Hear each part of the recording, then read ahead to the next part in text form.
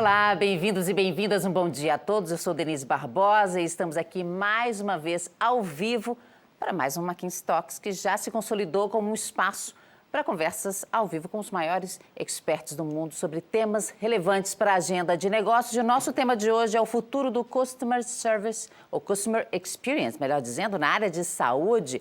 A gente está recebendo aqui 3 convidados. A primeira que eu vou apresentar é a Andrea Dolabella, vice-presidente de Produtos, Marketing e Experiência e Analytics da DASA.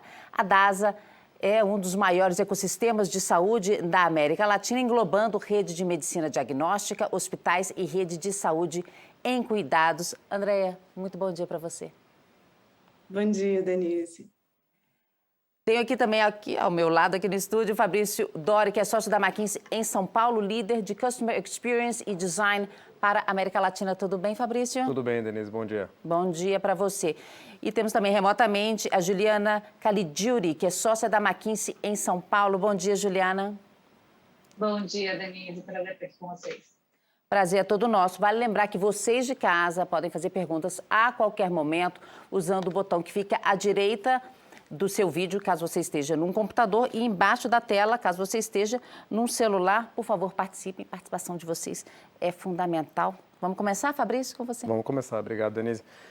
Bom dia. Eu vou passar umas páginas rapidinho aqui para poder setar um pouco o contexto da nossa conversa. Eu acho que são temas interessantes e até introduzir para quem é de fora da área de saúde e eventualmente está interessado no tema.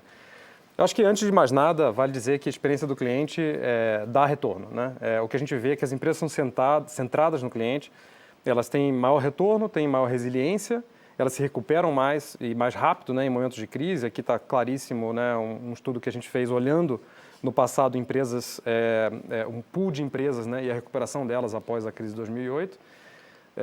E o que a gente vê é que no último ano, né, com toda a explosão, né, do digital, né, em vários segmentos, isso coloca uma pressão ainda maior, né, no segmento de saúde, e em que a expectativa hoje do consumidor é de experiência digital fim a fim, né, comparando vários segmentos com o que eles têm ali, com o mais avançado que está na mão deles ali no celular, por exemplo, né.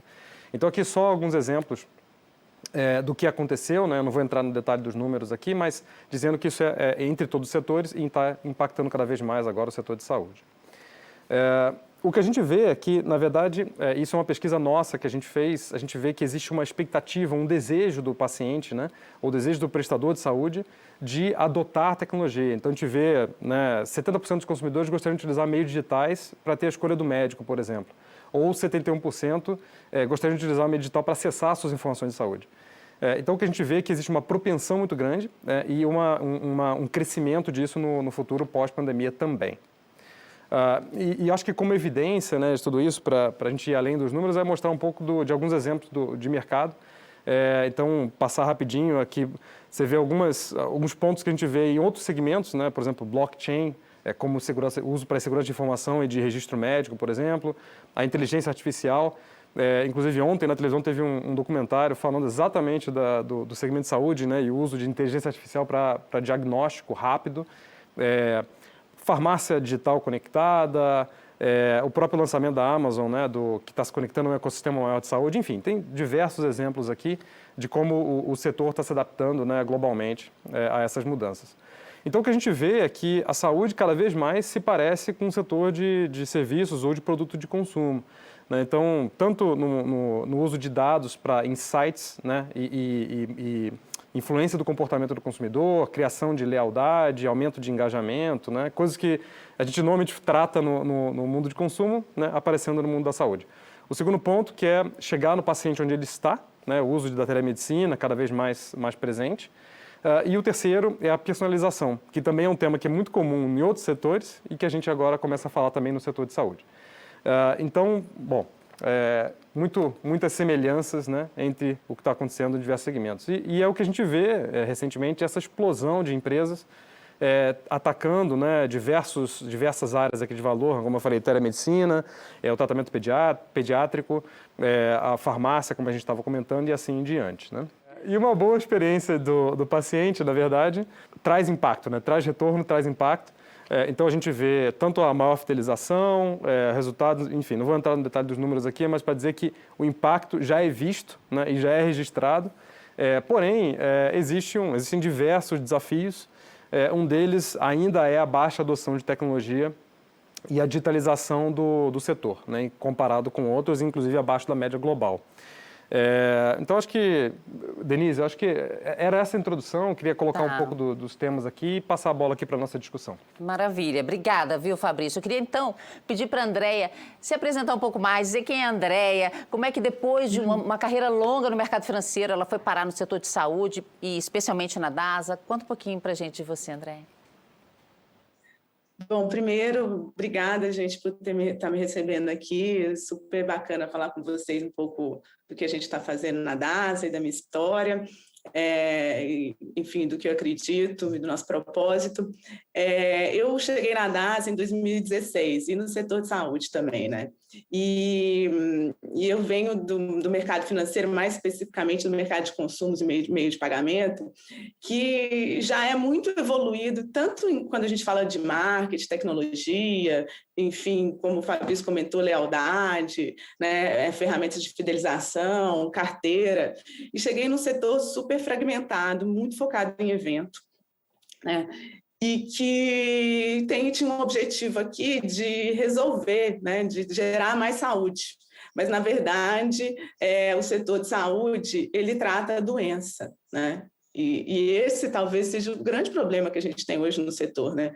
Ele é um setor focado em tratar o evento, em tratar a doença e não em realmente gerar mais saúde.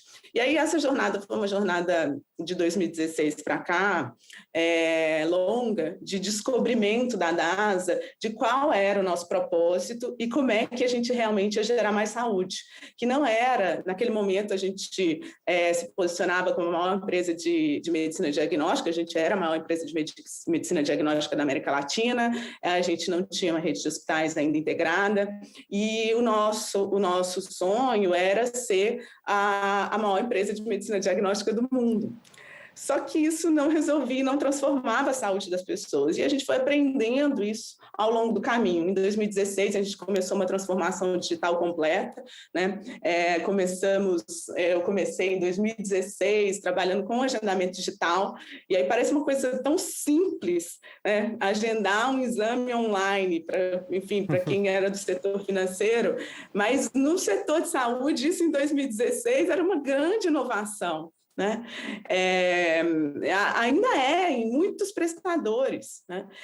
Pela complexidade de como a estrutura foi construída, né?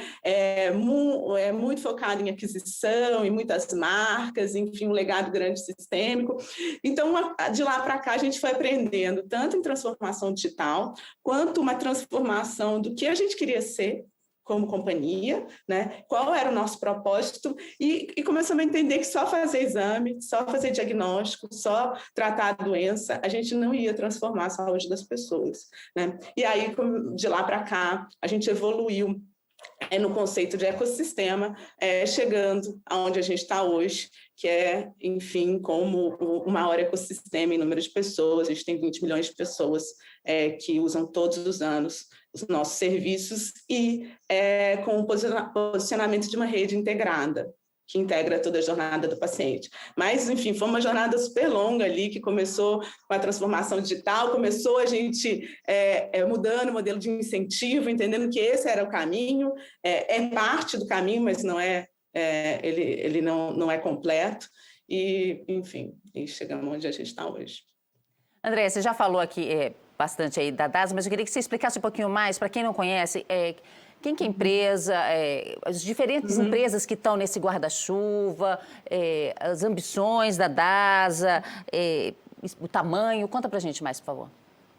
Bom, a DASA, ela é uma rede integrada, tá? Então, hoje a gente tem cerca de 60 marcas de diagnóstico, tá? A gente processa 250 milhões de exames todos os anos, entre entre exames de imagem, exames genéticos e exames de análises clínicas. A gente tem uma rede de hospitais, com 14 hospitais, alguns aquisições recentes, ainda dependendo aqui de órgãos reguladores, A gente, com essas novas aquisições, que dependem ainda da aprovação de alguns órgãos reguladores, a gente sai de 1.400 leitos para cerca de 2.600 leitos, tá?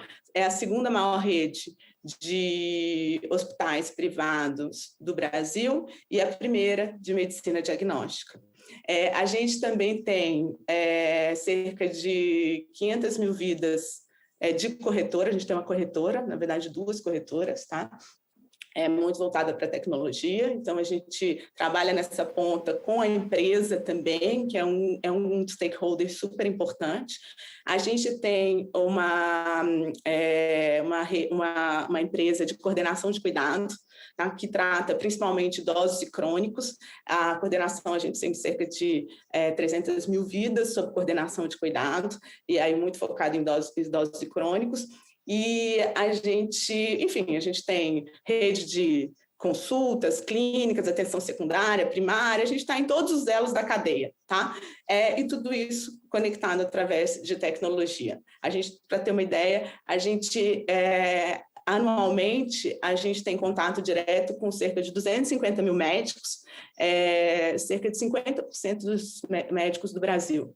Então, a DASA, ela está presente aqui na saúde com uma das suas marcas, né? São muitas marcas na saúde de várias pessoas e no Brasil e em alguns países da América Latina. Eu queria pegar um ponto que você comentou, Andréia, que você falou muito da palavra transformação, né? Da transformação que vem acontecendo, né? Do que você vem liderando na DASA. Acho que seria interessante entender um pouco essa transformação. Acho que não só... que eu acho que a transformação digital ela nunca é uma transformação só digital, né? Ela é uma transformação para a experiência do cliente, para a experiência do médico, dos prestadores, enfim, de todos que estão envolvidos nesse ecossistema, né? Queria entender um pouquinho, assim, por que isso é importante para vocês, por que nesse momento, o que está acontecendo nessa transformação digital e descentralidade no cliente? A gente fala muito da nossa transformação como empresa e como setor, mas, na verdade, a transformação é do consumidor, né? O consumidor mudou. E mudou na forma dele consumir tudo, né? A gente consome, o consumidor que consome saúde, e aí a gente nem usa mais paciente, né? A gente fala de pessoas, de usuários, porque o paciente, a gente está restrito ao doente. É um momento, né? Aquele momento. E ele mudou a forma de consumir tudo, né? A tecnologia aproximou, a tecnologia fez com que as pessoas quisessem tudo agora, quisessem entender todo o processo, né? O Google deu acesso à informação do mundo inteiro em tempo real. Então, seja informação crível ou não, né? Mas ela está lá. A mesma pessoa que usa o Uber e que faz um pedido agora e quer que o Uber chegue em 3 minutos, em 2 minutos, é a pessoa que está consumindo saúde. Então, esse consumidor mudou. Ao esse consumidor mudar, a gente tem que entender que ele pressiona de outra forma todos os setores e a saúde também. Saúde é um dos pilares fundamentais da vida das pessoas, né? Quando a gente tem saúde, a gente pensa pouco nisso, mas quando tem algum problema, eu falo que a primeira dor do peito é a que mais engaja, né?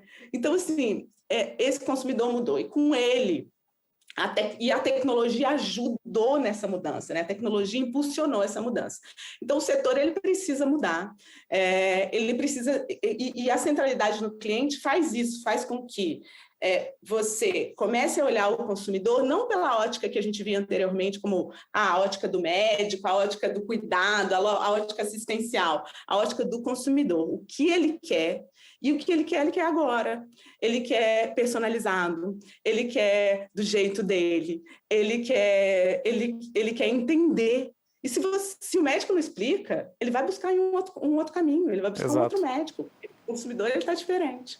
Exato. Então, a nossa transformação é uma transformação que ela é impulsionada por esse novo consumidor, tá? Esse novo médico, que é muito mais exigente, e é super complexo, porque num setor super médico, assistencial, você colocar o consumidor, o usuário, no centro e tomar a decisão baseada no que ele quer e não no que a gente, como assistência... Porque assistência, por si só, ela é centrada, eu vou te ajudar, deixa que eu sei como te ajudar.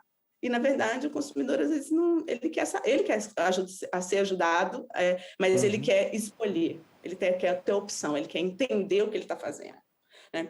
Então, acho que essa é uma mudança que para a gente é muito importante, como é que a gente realmente coloca, entende quais são as dores, o que é valor para essas pessoas que hoje são diferentes como a gente era há 5, 10 anos atrás, e com isso a gente desenha uma organização e uma jornada que é baseada nessa nova pessoa, nessas novas vontades e nessa nova forma de se relacionar com tudo e também com a saúde. Perfeito. Então, por favor. Não, então, assim, para a gente não é uma opção, né?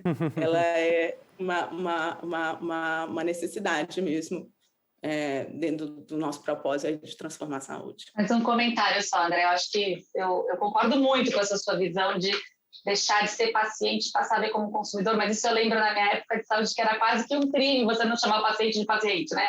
Chamar de cliente, né?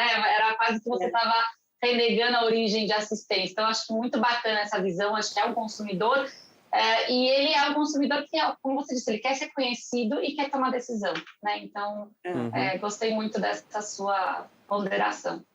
Não, até adicionando, né, eu acho que, pegando o ponto da Ju, que eu acho que é fundamental, a gente, obviamente, lida com diversos tipos de transformação em organizações diferentes, e o que a gente vê é que essas mudanças de mindset são as mudanças que fazem a diferença para as pessoas entenderem que, o que você falou, né, o paciente sim é importante, mas o paciente é um momento da vida daquela pessoa, né, ele é paciente naquele momento, sim. Ele é uma pessoa como outro qualquer em outros momentos, né, então essas mudanças de mindset são super importantes.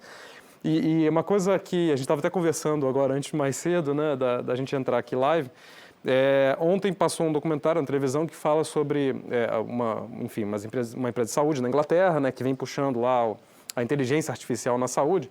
E você falou uma coisa que eu conectei com o que apareceu lá, e um dos fatores de sucesso dessa empresa, de crescimento deles, é que eles atendem, o GP, o General Practitioner, o médico lá, o clínico geral, atende em até 3 minutos.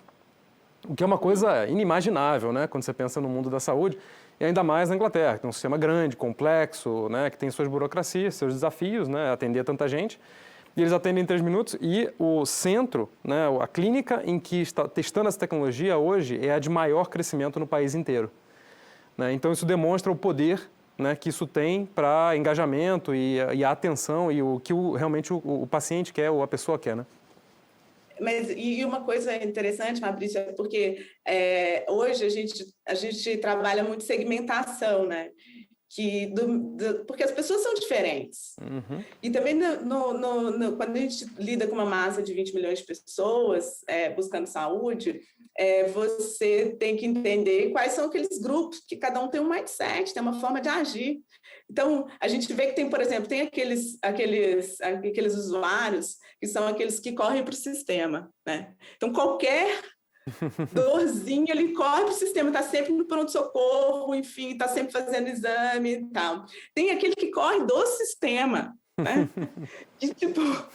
E são mindset, e a forma deles interagirem com o sistema é diferente. Então, para engajar na prevenção, é diferente, né? Tem aquele que é super focado na saúde, né? E que é um cara focado na saúde, come bem, se alimenta, tal, está sempre pensando em estar bem. E tem aquele que é focado na doença, ele só vai se preocupar com isso quando ele tiver algum problema. E aí, se o nosso objetivo e assim, entendendo que só se resolve tanto o problema do setor de saúde, que hoje é insustentável, a inflação, para ter uma ideia, não sei se todo mundo sabe aqui, a inflação médica, ela é 5 vezes a inflação normal.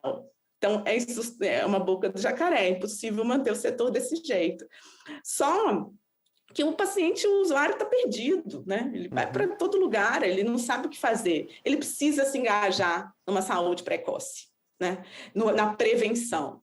Só que essa é a nossa responsabilidade como prestador? Como é que eu engajo ele na prevenção precocemente? E para isso, a gente tem que usar informação, a gente tem que entender quem ele é, personalizar a jornada. Pois é, Porque então... não posso engajar o cara que corre do sistema da mesma forma que o cara que corre para o sistema.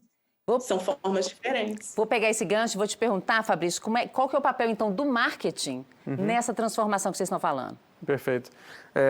Acho que uma das coisas que a gente vê é que as áreas de marketing, na verdade, que são áreas orientadas ao cliente, orientadas ao consumidor, muitas vezes, elas têm uma estrutura mais, ainda, vamos dizer assim, antiga, entre aspas, né? Mais tradicional, em que você tem o foco em comunicação, publicidade, vendas, enfim, né? E marca.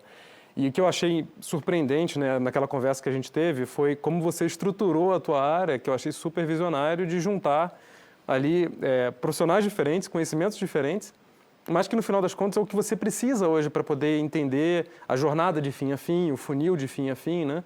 Então você tem analytics, experiência. Eu queria que você pudesse contar um pouquinho para a gente aqui da tua estrutura, eu achei sensacional.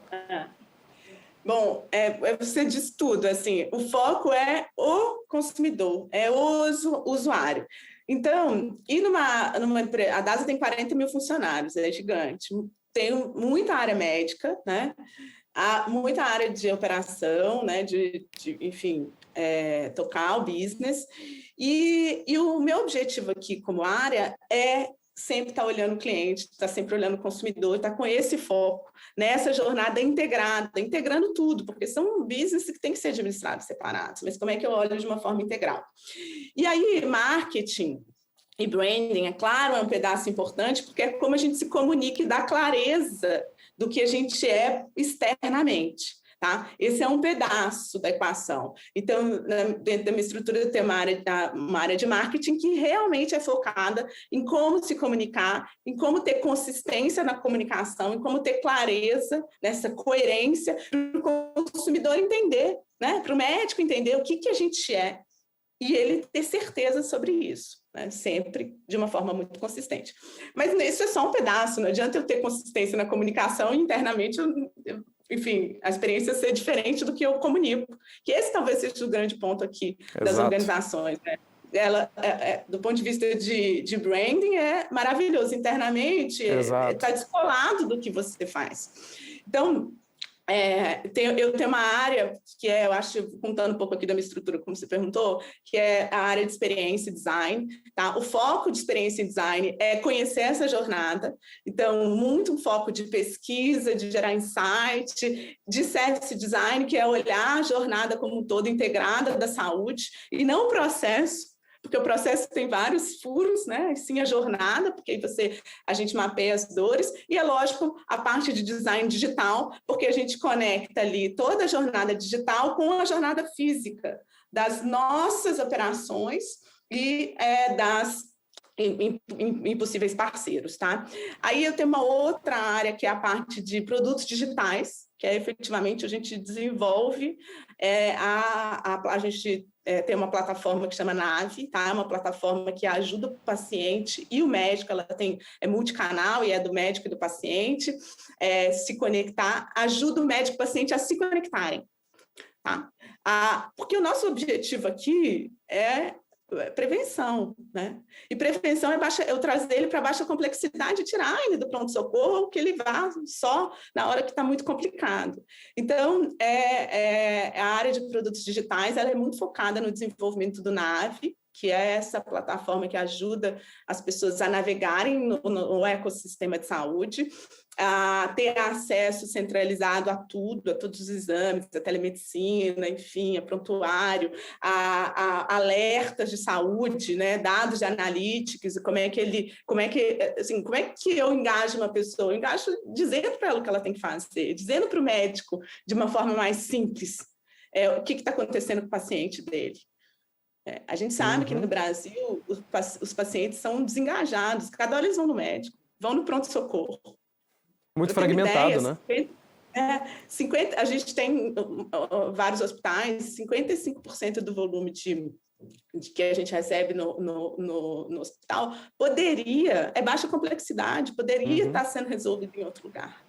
Isso gera o setor é muito ruim, um custo elevado, sem necessidade, né? A gente quer trazer esse usuário para a complexidade, a gente quer trazer esse usuário para resolver o problema dele antes de ter necessidade de bater no pronto-socorro. Perfeito. E aí gerar mais sustentabilidade para o setor como todo. Então, a área de produtos digitais é isso, tem outro tema aqui, tem a área de analytics, porque para fazer tudo isso você precisa de dado, né? Você precisa de informação. A gente tem muita informação, como uma empresa de diagnóstico, então, para ter uma ideia, a gente tem um data lake com mais de 5 bilhões de registros, todos estruturados. Né? É uma riqueza enorme de informação, né, que pode ser utilizada, é impressionante mesmo. Esse até era um comentário que eu ia fazer, vou aproveitar que você já responde junto com o seu comentário, que acho que na saúde a gente, como você disse, né, com o paciente, naquele momento do evento, a gente chega a ter uma intimidade até, né, assim, exagerada, né, pensei que nossos prestadores de serviço na ponta, né, cuidam da doença, cuidam da higiene, cuidam daquele paciente de uma maneira bastante íntima, mas, de fato, a gente conhece muito pouco esse paciente, né? Quando ele sai, né? Quando ele volta a ser uma pessoa sem doença, né? Então, acho que aproveitando que você estava contando um pouco do Analytics, conta pra gente como é que você tem pensado o uso de dados para, de fato, a gente conhecer as pessoas que estão por trás daquela doença, como é que elas interagem na sua vida, ao longo da sua jornada, né? Você também tem um sistema de jornada com os diferentes momentos dos serviços que vocês prestam de saúde. E como que esse Analytics pode potencializar esse entendimento tanto da pessoa quanto da jornada e quanto da forma de servir ela, né?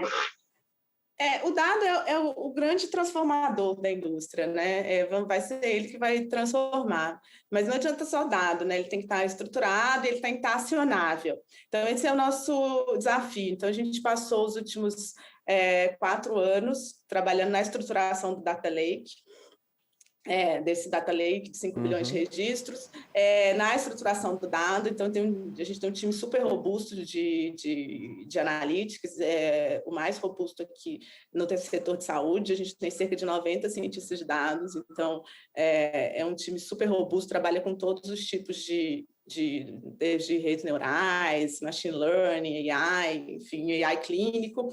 E aí, Ju, você falou muito de segmentação, né, que eu comentei ali, e é uma parte da história, né, conhecer o consumidor e segmentar. Mas acho que tem um outro lado, que é através do dado clínico, né?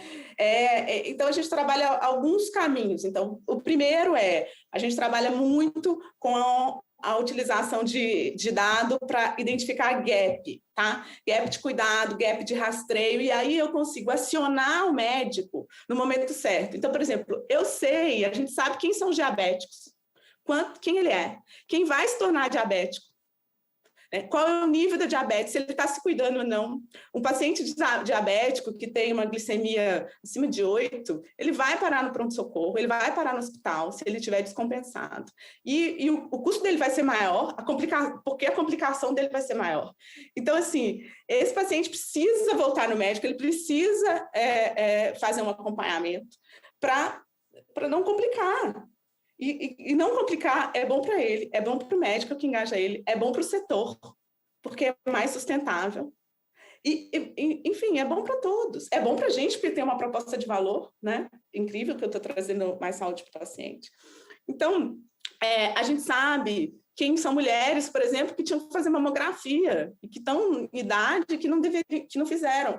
Então, para ter uma ideia aqui, no Brasil, 60% dos cânceres estão descobertos no estágio avançado. Tá? E se o câncer é descoberto no estágio inicial, tem 90% de chance de cura, 100% curável. Você faz uma cirurgia, enfim, cura o câncer. Agora, imagina, se a gente consegue trabalhar para esse usuário, identificar o câncer precocemente, tratar, ter uma jornada muito mais curta da identificação até do diagnóstico até o tratamento. Assim, isso é bom para todos os stakeholders, e isso é o que a gente faz com dado, tá?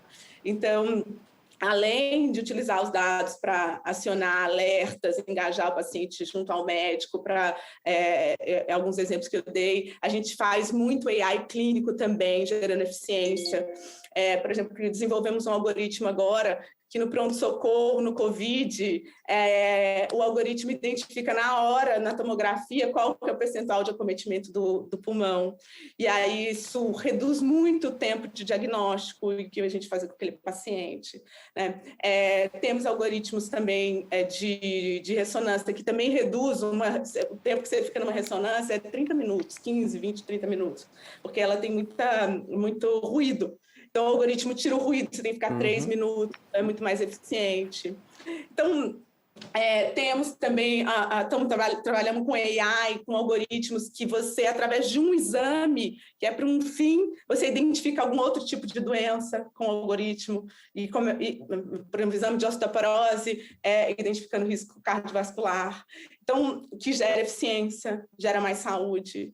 Então, assim, são infinitas as possibilidades. A gente tem um algoritmo também que a gente usa para coordenação de cuidado, que é de risco de internação. Então, a gente consegue saber com uma precisão enorme qual que vai ser o risco daquele usuário internar em 6 meses.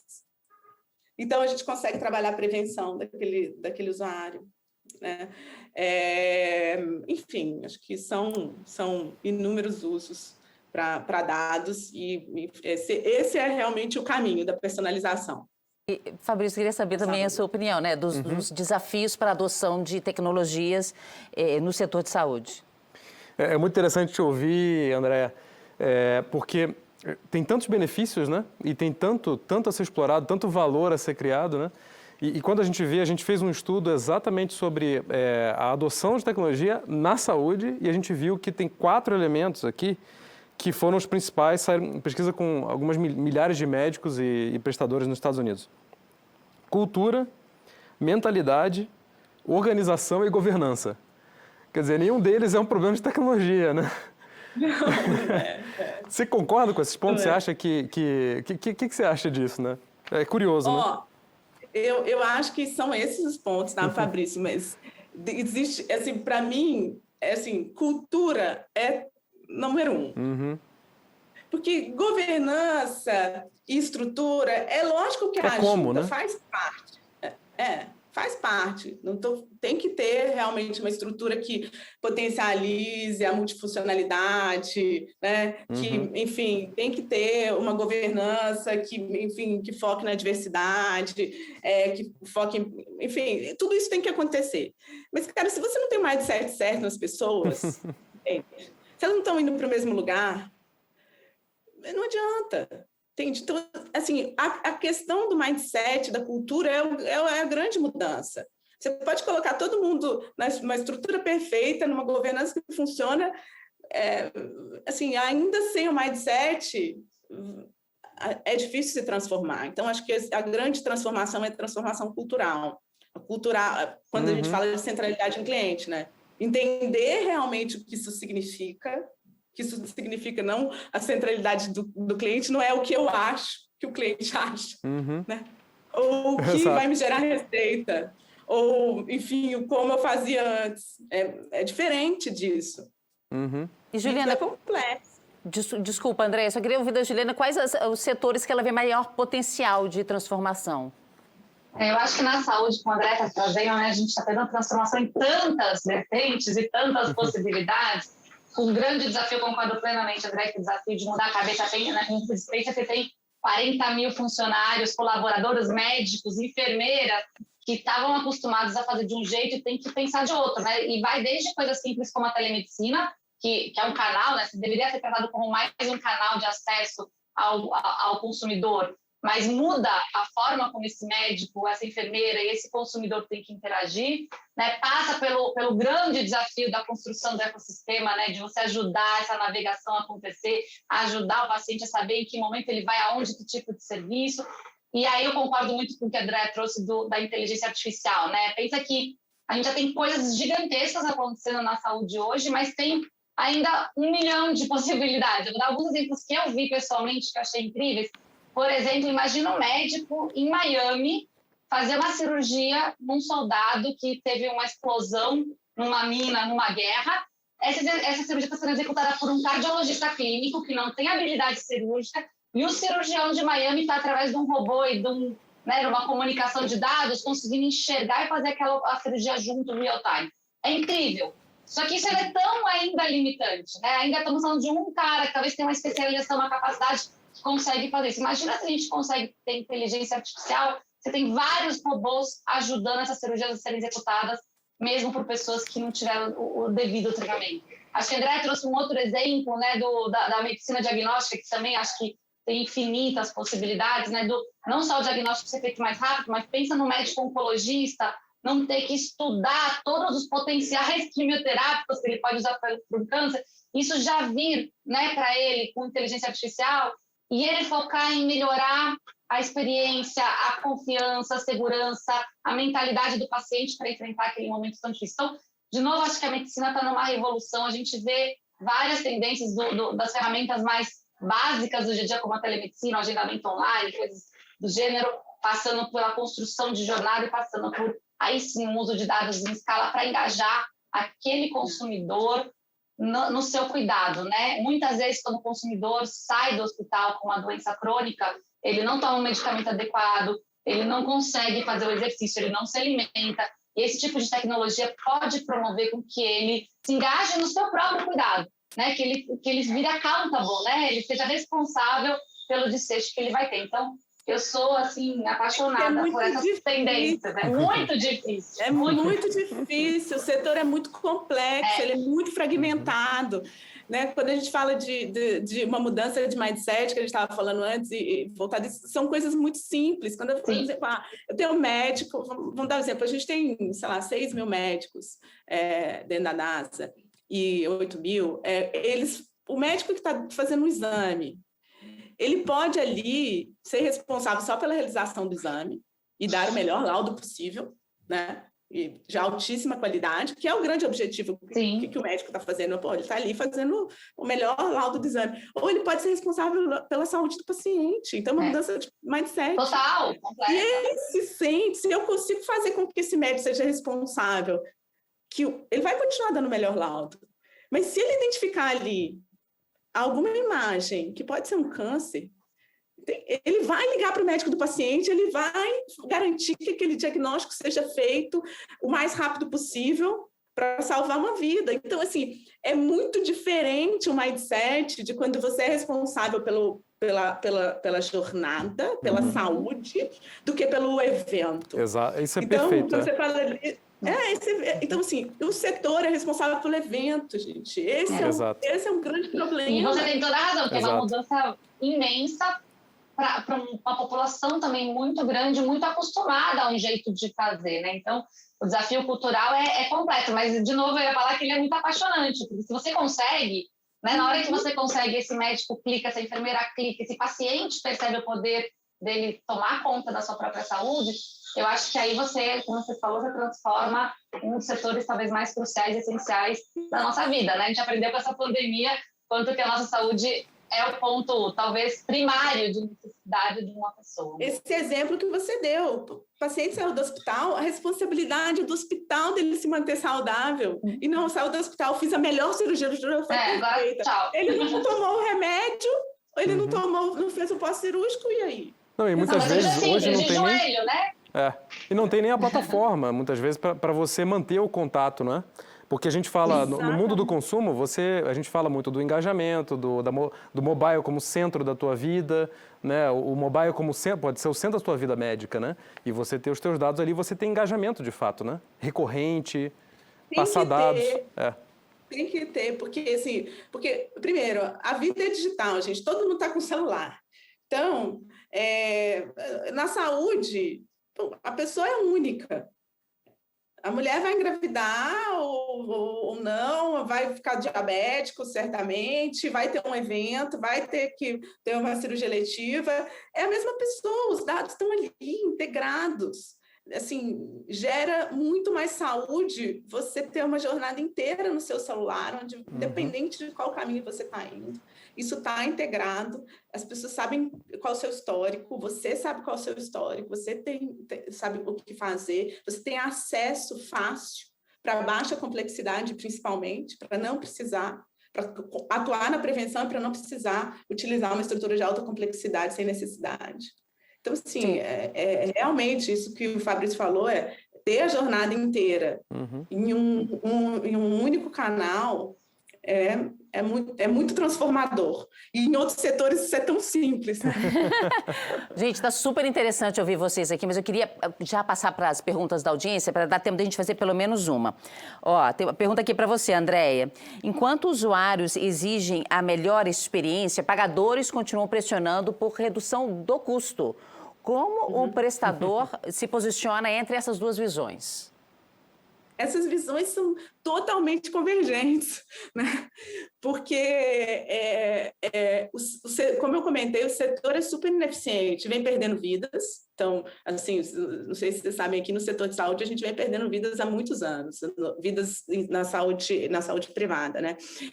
E quando perdendo a gente vidas que você fala, perdendo clientes. Não, o setor de saúde vem perdendo vidas na saúde privada. Então, hoje a gente tem menos usuários com acesso à saúde privada do que há 3 anos atrás, isso recorrentemente, né? Por causa da inflação médica. Então, um dos nossos grandes objetivos é gerar sustentabilidade e reduzir realmente o custo. E por que esse custo é desse jeito? Por causa da fragmentação. É o paciente que... Vou dar um exemplo muito simples. Você vai no médico, o médico te pede um exame. Tá? Aí você vai no outro médico, você acabou de fazer aquele exame, o médico vai te pedir outro exame. Aí você entra no pronto-socorro, ele não tem o histórico, então ele vai te pedir outro exame. Se você tem tudo isso integrado dentro de uma plataforma única, uma experiência que é muito melhor, você reduz muito a ineficiência do sistema. Esse teu exemplo, a gente viu que reduz de 7% a 11%. A gente tem um estudo exatamente de redução de custo por diagnóstico duplicado. Exato. E é muito simples, né, Fabrício? Pois é. Então, assim, esse é totalmente convergente. O nosso grande objetivo é, sim, gerar mais sustentabilidade do setor para incluir mais vidas e dar mais acesso. Só assim a gente vai ter mais acesso para as pessoas. E o caminho disso é integrando todo o setor, integrando o cuidado numa jornada única, trabalhando com a prevenção, né? Trazendo o paciente para ele atuar na prevenção e na baixa complexidade, e aí ele vai utilizar muito menos o hospital de forma desnecessária, reduzir a quantidade de exames, enfim, e isso é um looping positivo para todos os stakeholders. E a experiência dele, né? Que eu duvido que aqui na nossa audiência tem alguém que gosta de fazer uma ressonância ou quer ser internado no hospital, né? Então, reduzir o uso também é a favor da experiência do paciente. Ou que vai em 3 médicos porque está perdido, não sabe achar um médico. Ou que vai no pronto-socorro sem necessidade. E são histórias tão comuns, né? É tão comum, não tem uma pessoa, dificilmente tem uma pessoa aqui na audiência que não passou por uma situação dessa. Não sabe qual médico, não sabe qual exame, faz exame duplicado, quer dizer, multiplica isso, né? E quando você falou da ressonância, Juliana, eu logo lembrei quando ela falou que podia passar para 3 minutos, eu internamente estava assim, em festa. E aí, 3 minutos de ressonância, que bom! Então, realmente, não é lá aquela melhor experiência da vida. Agora, vamos rapidinho aqui para dar tempo de a gente fazer mais uma. Andréia, nesse olhar para a saúde das pessoas, como a DASA entende a interação com outros agentes do sistema de saúde, hospitais, seguradoras, farmácias, etc.?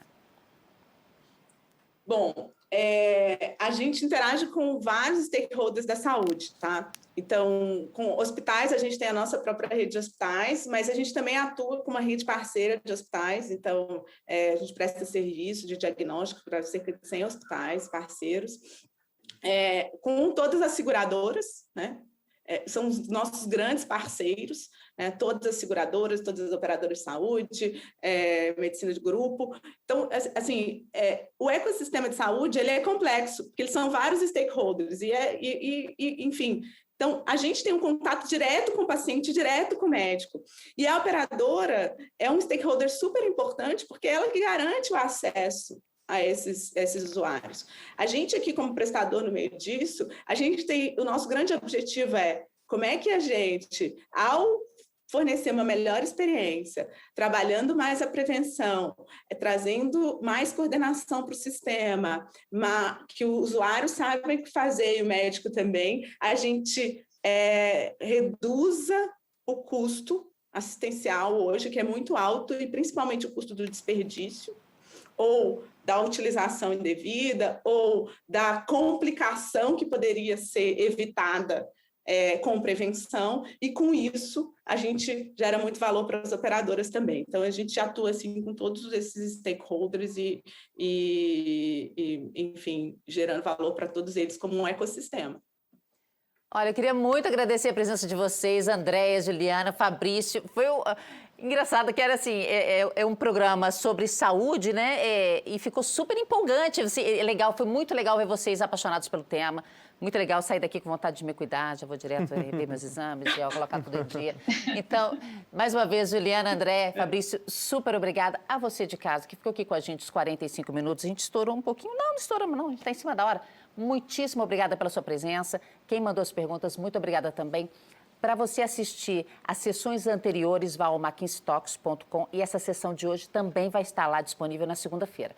Para quem gosta de podcast, acompanhar por áudio, esse conteúdo também está disponível no Spotify. Muitíssimo obrigado, bom fim de semana e até a próxima. Tchau.